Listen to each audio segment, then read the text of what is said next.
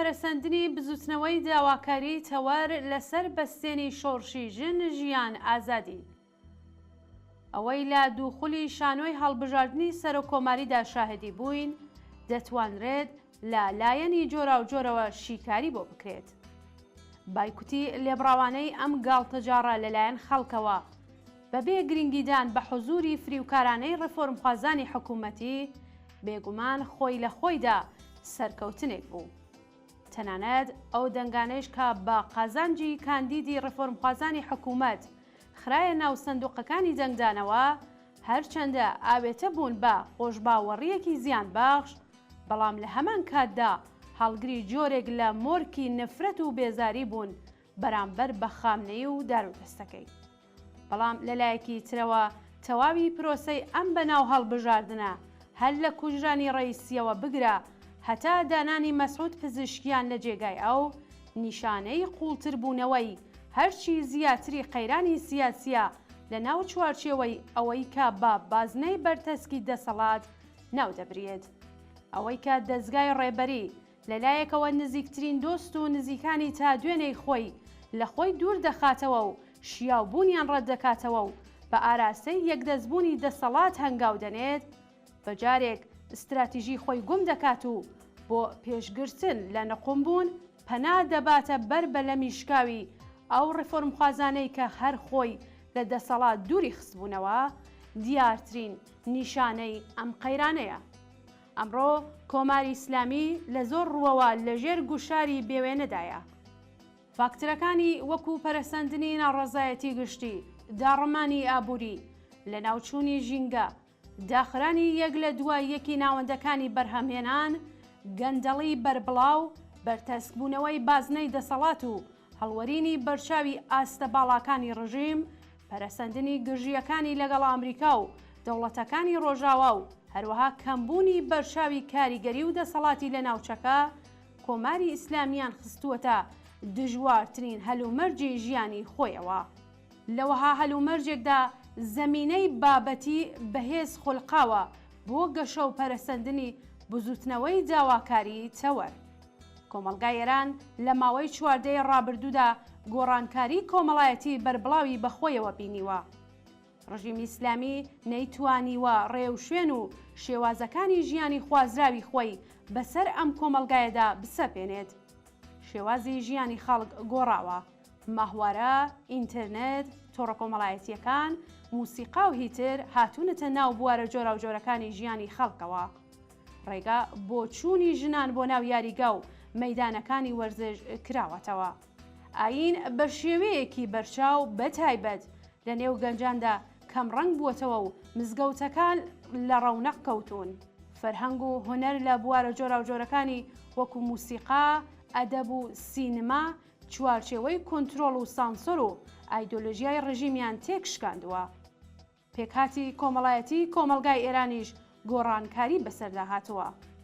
ژمارەی دانیشتوانی ئێران لە سەردەمی حکوومەتی ئیسلامیدا نزیکەی 2.5 زیاتی کردووە. شەپۆلی کۆچکردن لە گۆندەکانەوە بەرەو شارەکان بووەتە هۆی ئەوەی کە ژمارەی پەراوێزنشینی لە شارەکان بگاتە زیاتر لە 20 ملیۆن کەس کە زۆربەیان خەڵکی کرێکار و زەحمەتکێشن. پەراوێزی شارە گەورەکان بەهۆی ژمارەی زۆری دانیشتوانەوە بووەتە ناوەندی پەرەسەندنی زیانە کۆمەڵایەتیەکان.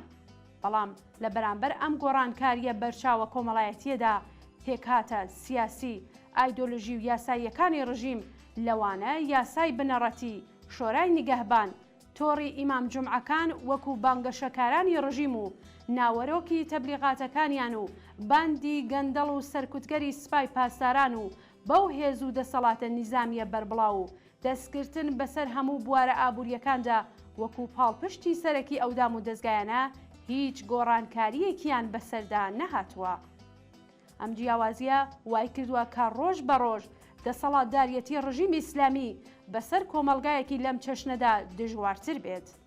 لە هەلومەرجێکدا کە قەیرانی سیاسی ڕژیم لەم قۆناغەدا ڕاستەوخۆ پەیوەندی بە دۆخی ئابووری و بژێوی خەڵکەوە هەیە، بزوتنەوەی شۆڕژگێڕانەی ژینە لە بواری خەباتی قارەمانانەی ژنان لە پێناو ئازادی جلوبەرگ و لە بزوتنەوەی داواکاری تەوەرەکانی کرێکاران، خانشینان، پەرستاران و هیتردا زیندووە و دەستکەوتە سیاسی و کۆمەڵایەتیەکانی بە تایبەتی لە بواری بەدەستهێنانی ئەزمون و گەشەی وشیاری و تا ڕادەیەکیش خۆڕێکخستندا حاشا هەڵنەگرن. کرێکاران، ژنان، مامۆستایان، پەرستاران، خاننشینان و دانیشتوانی پەراوێزی شارەکان نەک هەر لە ئاست ئەم گوشارانەی ڕژیم بە چۆکدا نەهاتوون، بەڵکو هەر ئێستا لەسەر بەستێنی شۆڕشی ژن، ژیان، ئازادی، خەبات و ناڕزایەتی خۆیان لە پێناو دەستەبەرکردن و ئەستاندنی مافەکانیان لەم ڕژیمە درێژە پێدەدەن.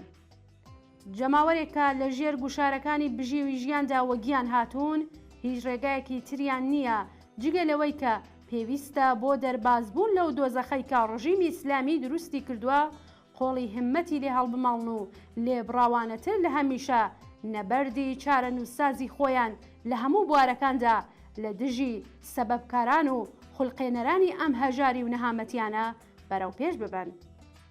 لەمڕۆوە ئێمە لەسەر پێویستی پەرەسەندنی بزوتنەوەی داواکاری تەوەرەکان و پێویستی هاودەنگی و لە یەک نزیکبوونەوەی هەرچی زیاتری ئەم بزوتنەوانە جەخت دەکەینەوە. بەهێزتربوونی بزوتنەوەی کرێکاری، بزوتنەوەی ژنان، مامۆستایان، خاننشینان، پەرستاران، دادخوازان، ژینگە پارێزان و بزوتنەوەی شۆڕژگێڕانی کوردستان لە دەوری کۆمەڵێک داواکاری دیاریکرا و ڕەمزی گەشەکردن و پێشکەوتنی هەلومەرجێکی شۆڕژگێڕانەیە لە ئێراندا. چونکە لەلایەکەوە بزوتنەوەی داواکاری تەوەرەکان بەهۆی سیاسەتی سەرکوت و وەڵام نەدانەوەی بە ویست و داخوازیەکانی لەلایەن ڕژیمەوە بە خەیرایی دەبنە بزافێکی سیاسی و تەواوەتی ڕژیم تووشی ئاڵنگاری دەکەن و لەلایەکی ترەوە ڕێکخرا و ڕێبەریەکیش کە زامنی سەرکەوتنی کۆتایین لە ڕەوتی ئەو خەبات و ناڕزایەتیانە و لە ناو جەرگەی ئەو بزوتنەوەدا شکل دەگرێت.